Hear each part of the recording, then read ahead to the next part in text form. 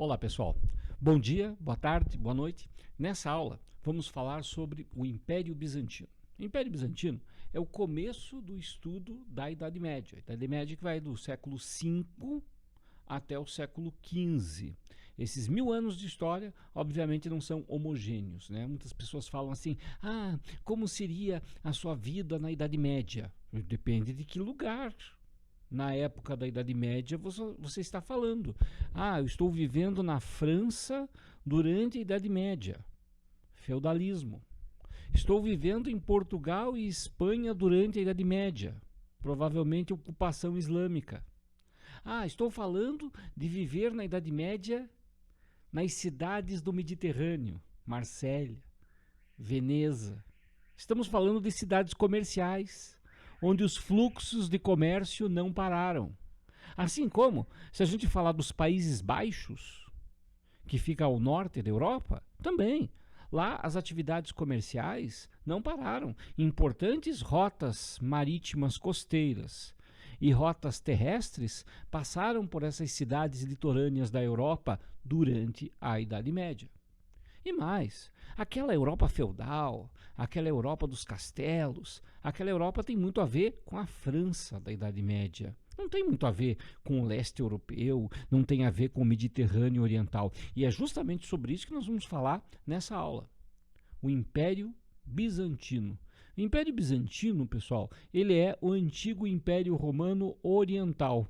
Lembre-se, né, que o Império Romano ele foi dividido pelo imperador Teodósio em Ocidente e Oriente. Pois é, a parte oriental, o Império Bizantino. O Império Bizantino ele tem a sua história ligada principalmente à ideia de síntese. A síntese entre o Oriente e o Ocidente. O Oriente Próximo, a região do Oriente Médio, onde existiram importantes impérios, como foi o caso do Império Persa, ou ainda das cidades mesopotâmicas, e ainda no Nordeste africano, o Egito Antigo, assim como a cultura do Ocidente, da tradição grega, da tradição romana. Essa síntese que foi o Império Bizantino já aparece no próprio nome.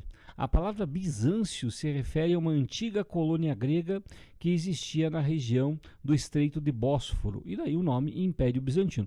Embora todo mundo que viveu na época do Império Bizantino dificilmente diria que era bizantino. Como assim? As pessoas não diziam que eram da região que eram? É que é o seguinte, o termo bizantino ele é um termo que se populariza a partir do século XVI.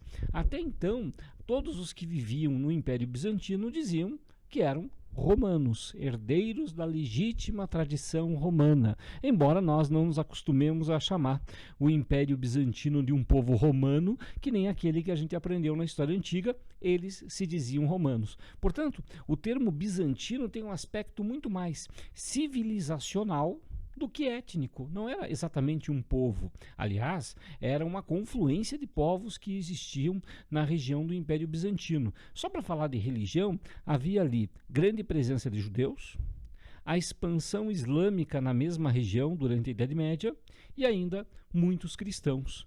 Tanto que essa questão religiosa sempre vai ser um aspecto muito importante da história de Bizâncio. Por quê? Ora, na Idade Média, o poder sobre a religião garantia uma forma de poder sobre a política. Por isso, os bizantinos desenvolveram um sistema de governo que ficou conhecido como Césaropapismo. No que consistia?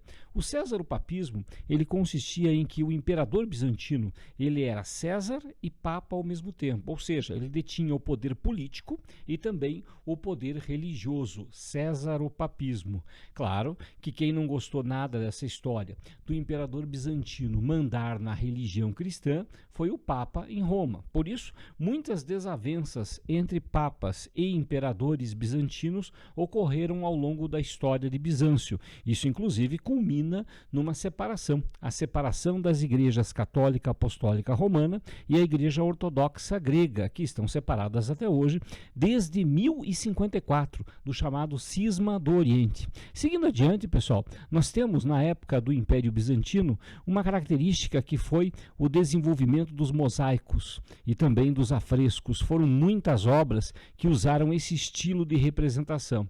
Isso é bem importante de a gente falar, porque a construção das grandes igrejas, das catedrais, com muito mosaico, muito afresco, deu também para a igreja lá no Império Bizantino um certo poder, principalmente por conta dos monastérios, que tinham então essa produção imensa e que vendiam isso para a arquitetura em geral.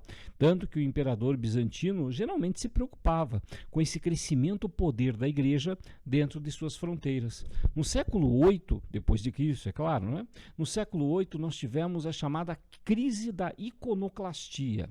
A palavra iconoclastia, ícone, estátua, clastia, quebrar, significa um movimento comandado pelo imperador de Bizâncio que visava destruir as imagens que estavam no cristianismo bizantino. Essa tarefa coube ao imperador Leão III e ele manda destruir, portanto, todas as imagens que existem no Império Bizantino, principalmente para sufocar o poder da igreja e também porque ele tinha na cabeça dele a ideia de que era preciso homogeneizar a religião dos súditos. Judeus e islâmicos eram mais reticentes à questão das imagens, mas os cristãos não. Para ele, fazer com que o cristianismo não tivesse imagens, que se aproximava inclusive de um cristianismo primitivo, era também uma tarefa política. Afinal, homogeneizando a prática religiosa, ele deteria um poder muito maior sobre os súditos. O que aconteceu a seguir foi horrível. Uma série de perseguições a todos os religiosos, as pessoas que tinham imagens e a destruição de imagens. O movimento iconoclasta, ele foi um movimento extremamente violento, pessoal. E a destruição dos mosaicos, afrescos e estátuas eram sempre acompanhadas da ideia de que eram hereges, ou seja, que a prática, de ter estátuas era uma heresia.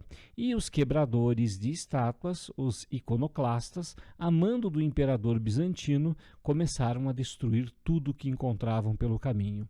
Aqui nessa representação você vê destruindo a imagem do crucifixo de Cristo como se fosse uma estátua. Assim, a imagem do Cristo crucificado no Gólgota é assemelhada ao próprio Cristo, e quem a destrói, os iconoclastas, são criticados nessa imagem. As perseguições ocorreram dos dois lados. São vários os relatos que apresentam a destruição das imagens no período. Seguindo adiante, pessoal, a gente tem, ainda dessa prática das heresias, um relato interessante do século VIII, que diz o seguinte, acompanhe comigo a leitura.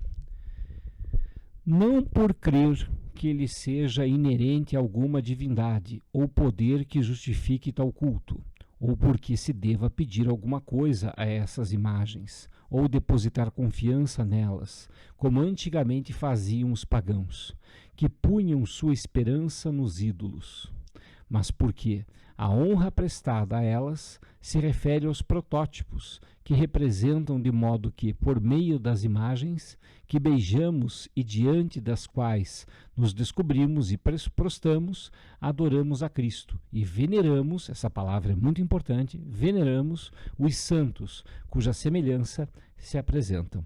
Ora, pessoal, nesse relato do século VIII, de alguém que está defendendo as imagens, que está defendendo a continuidade da existência das imagens no Império Bizantino, o autor ele está preocupado em mostrar que a prática de existir imagens no Império Bizantino não é a mesma coisa que a idolatria do paganismo greco-romano. E ali ele usa a palavra veneração. Agora imagine que você abre o teu caderno de provas do vestibular da Federal e aparece esse trecho. Se você já leu esse trecho antes ou conhece a problemática antes, fica muito mais fácil de acertar, mas tem algo que é imprescindível: a tua capacidade de interpretação. Portanto, veja como o defensor das imagens aí, ele critica a iconoclastia e defende o uso das imagens não para idolatria, mas para veneração. Esse é um conceito extremamente importante ao cristianismo romano, ou seja, ao catolicismo romano, e vai perpassar toda a história do cristianismo até os dias de hoje. Seguindo adiante, pessoal, é claro que as críticas que eram feitas em relação à prática da iconoclastia eram também através de formas visuais, afinal nem todo mundo sabia ler naquela época. Veja o quanto essa imagem representa, né, pessoas batendo num santo, batendo num monge, porque ele defende, né, o uso das imagens. Ao mesmo tempo, aqueles que batem, que espancam esse monge, estão lá adorando no trono o imperador bizantino. Então as críticas também eram da parte, né, dos que defendiam as imagens contra os iconoclastas. Aqui nós temos um outro relato, pessoal, também do século VIII, que é um relato anônimo, mas que diz o seguinte: muitos chefes e soldados caluniaram o culto dos ícones e comandaram várias execuções e brutais torturas. Ele obrigou todos em seu reino a jurarem não cultuar ícones. E Constantino fez até o patriarca subir ao púlpito e jurar que ele não acredita nos devotos dos santos ícones. Ele convenceu-o junto com outros monges que comemoravam, comendo carne e estando presente na mesa real com canções e danças. É a narração do incidente iconoclasta perseguindo cristãos que acreditavam nas imagens. Portanto, relatos da época podem ser abordados aí na questão da federal para você, se resolverem cobrar sobre o Império Bizantino. Mudando de assunto, a gente fala da capital do Império Bizantino, Constantinopla, a cidade de Constantino. Hoje, Istambul. E a cidade de Istambul ainda existe. Você observa aí no nosso mapa, ali a localização de Istambul, entre da região da passagem do Mar Negro ao Mar Mediterrâneo, o chamado Estreito de Bósforo, a região de Dardanelos. Esse estreito ele é extremamente importante para a gente entender a síntese que é a Turquia até hoje, uma síntese entre o mundo europeu e o mundo asiático. Seguindo adiante, o Império Bizantino e a rota do comércio oriental. É aquilo que eu comentei com vocês logo no começo dessa aula. É difícil pensar que toda a Idade Média tenha sido campos de senhores feudais, cavaleiros e camponeses trabalhando na terra. Na verdade, o Império Bizantino ele foi extremamente comercial. O fluxo de moedas foi constante. As atividades de trocas entre o Oriente e o Ocidente fizeram do Império Bizantino um império grandioso. É claro que essa extensão do Império Bizantino não permaneceu por todo o tempo. Ao longo de sua história, ele foi perdendo territórios para os povos vizinhos que habitavam essas regiões. Um dos exemplos da riqueza que o Império Bizantino teve ocorreu justamente com a construção da Catedral de Santa Sofia. Santa Sofia foi construída durante o reinado de Justiniano e representa um dos auges da arquitetura Oriente e Ocidente. A Catedral de Santa Sofia, ela usa recursos que eram conhecidos dos povos orientais, a cúpula, a abóboda e, é claro, dentro muitos mosaicos, que representavam essa tradição da arte bizantina. Como eu disse a vocês, houve no Império Bizantino uma separação entre as igrejas. O cisma do Oriente, que ocorreu no ano 1054, ele representa esse confronto. O que aconteceu? Bom, como eu disse a vocês, o imperador bizantino ele tinha o poder de chefe religioso também. E vários papas entraram em choque com os imperadores ao longo da história. Nesse conflito, por conta de quem manda na religião, fez com que, no ano 1054, o Império Bizantino decretasse a sua independência em relação ao cristianismo romano. Assim, aconteceu o cisma, palavra grega que significa separação. O cisma do Oriente, ele separa a Igreja Ortodoxa grega da Igreja Católica Romana. Essa separação dura até hoje, e a sede desse cristianismo ortodoxo no Oriente é o Patriarcado de Constantinopla. Ainda existem os 5 patriarcas do Oriente, mas diferente do passado, hoje as religiões cristãs buscam certa aproximação, e é comum encontrar o Papa romano com os patriarcas do Oriente pelo menos uma vez ao ano. Geralmente o dia escolhido é o dia de Santo André, que é o mesmo dia tanto para a ortodoxia grega quanto para o catolicismo romano. Seguindo adiante, pessoal, nessa tradição religiosa que existia, né, do cisma do Oriente e permanece até hoje, veja que cisma não é apenas o do Oriente, existe o cisma do Ocidente, que geralmente refere-se à criação de dois papas no Ocidente, um em Roma e outro em Avignon, mas essa é uma outra história e tem a ver com a Europa Ocidental. Corpus Juris Civilis, mais mosaico. Esse cara bonito do mosaico aí é o Justiniano. Foi durante o governo dele que o Império Bizantino atingiu seu auge econômico e auge territorial também.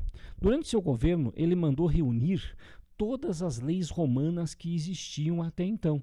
Como assim as leis romanas? É aquilo que a gente estudou lá na história da República Romana, a lei das 12 tábuas, as primeiras leis escritas romanas, aquele monte de interpretação do direito romano, a jurisprudência, as novas leis criadas pelo próprio imperador Justiniano, assim como muitas outras decisões judiciais foram compiladas nessa coleção que ficou conhecida como Corpus Juris Civilis, Corpo de Direito Civil.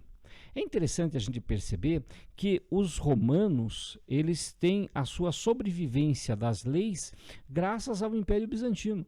Vamos dizer que o Império Bizantino, ele foi quase como uma arca de Noé, que preservou o conhecimento das leis romanas para a modernidade. Essa compilação feita durante o governo de Justiniano é tido como uma de suas grandes contribuições para a preservação da cultura legislativa romana.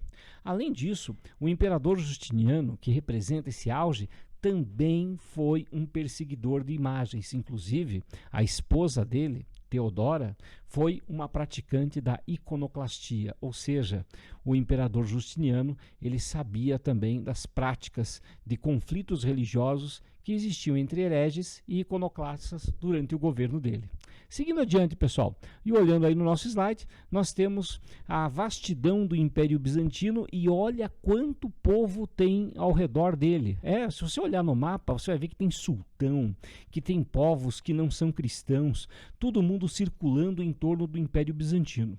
Por um certo tempo, a prática entre esses povos foi uma prática relativamente amistosa. Afinal, eram práticas comerciais. Era interessante para todo mundo que as pessoas ganhassem dinheiro.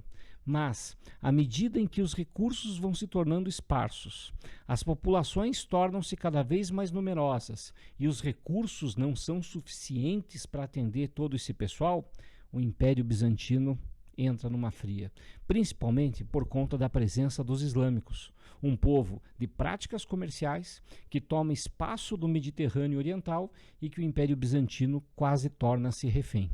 As alianças feitas entre imperadores bizantinos e sultãos islâmicos provocou o Papa em Roma, e foi por causa disso que o Papa em Roma, na Baixa Idade Média, chegou a convocar uma cruzada contra o Império Bizantino. Foi a cruzada número 4, a cruzada comercial, organizada por comerciantes venezianos, muito interessados em conquistar as rotas de comércio do Império Bizantino, sob o pretexto de acabar com os ditos povos infiéis. A partir daí, a história do Império Bizantino foi ladeira abaixo, até que, no século XV, em 1453, ocorreu a tomada de Constantinopla. A capital do Império Bizantino foi tomada pelos turcos otomanos. E esse é o fim da nossa historinha sobre a história de Bizâncio. Espero que você tenha compreendido todas essas partes interessantes. Confesso a vocês que há muito tempo não cai no vestibular da Federal, mas de repente cai aí alguns trechos para você fazer uma interpretação na boa. Só a gente acerta. A todos vocês, bom estudo e até a próxima.